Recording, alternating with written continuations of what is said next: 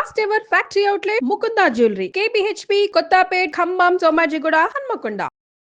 ஜெய் ஸ்ரீ கிருஷ்ணா. ஆண்டாள் திருவடிகளே శరణం.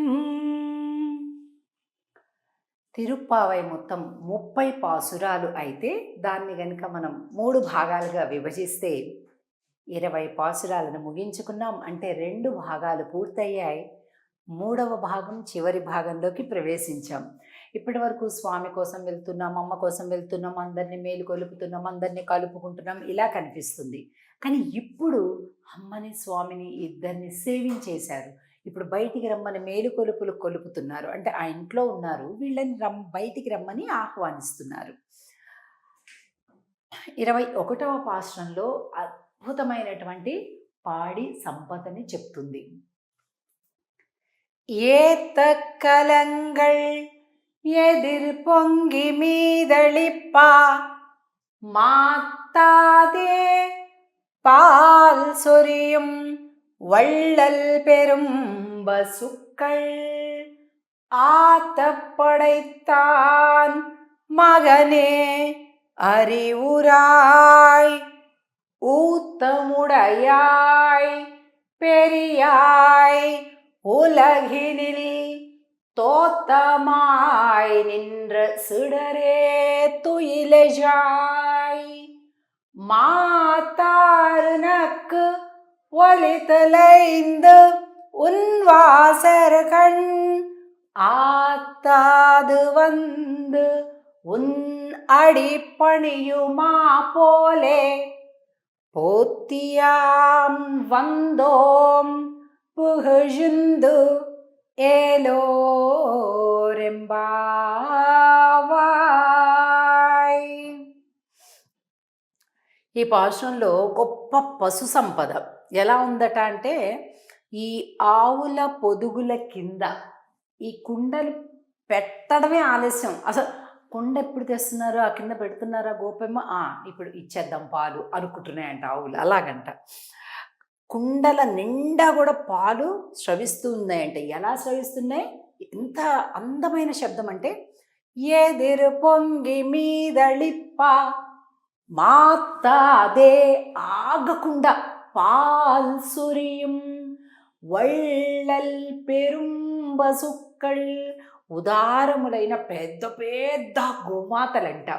ఇక్కడ ఎలా ఉంది, ఎదురు పొంగి మీద లిప్ప అంటే మనకి అసలు ఊహకు కూడా అందదండి.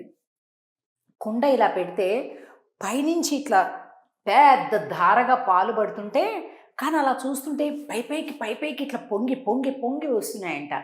మనం కనుక ఎప్పుడైనా చూడండి, ఒక బకెట్ కింద పెడతాము, పైనుంచి ట్యాప్ ఆన్ చేస్తే పంపు అది బాగా ఫోర్స్గా వచ్చిందనుకోండి, ఇట్లా వచ్చేసి మళ్ళీ తన్నుకుంటూ కింద నుంచి పైకి ఎగిరిసి పడుతుంటాయి చూసారా, అట్లా పాలు వస్తున్నాయంట. అసలు మన ఊహకి అందుతుందా మనకి అంటే అస్సలు అందదు.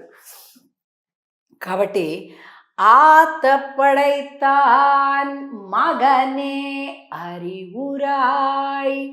ఆతపడైతాన్ మగనే అంటే అలాంటి ఉదారములైన గోవులు కలిగినటువంటి, అనేకమైన గోవులు కలిగినటువంటి నందగోపుడి కుమారుడా అని కృష్ణుడిని లేపుతున్నారు. అంటే ఆవులు అంటే ఏంటి, వేదాంగాలు అని అర్థం. గోమాత అంటేనే వేదము, వాక్కు, రకరకాలైన అర్థాలు ఉన్నాయండి. గోమాత అంటే కేవలం ఆవు అని మాత్రమే కాదు. నేను ఒక గోమాతకి హారతి ఇచ్చే ఒక పాటను రాశాను అదివరకు. అందులో ఉంటుందన్నమాట, గోవన పృథివీ వృషభం గోవన సూర్యుడు వాణి గోవన ఇంద్రియ సుఖము గోవన సకల దేవతామూర్తి గోలక్ష్మీ దేవి అమ్మ గోలక్ష్మీ దేవి అమ్మలగన్న అమ్మ అమ్మలకన్న అమ్మ కామధేను నీవమ్మ అమ్మ గోలక్ష్మీదేవి. గోవు అంటే వాక్కు, గోవు అంటే వేదం, గోవు అంటే సూర్యుడు, గోవు అంటే ఇంద్రియ సుఖము, గోవు అంటే భూమాత, గోవు అంటే సకల దేవతల యొక్క ప్రతిస్వరూపము. ఇన్ని రకాలైన అర్థాలు ఉన్నాయన్నమాట. కాబట్టి ఇలాంటి గోవులు వేల లక్షల కొద్దీ ఉన్నాయంట నందగోపుడి దగ్గర.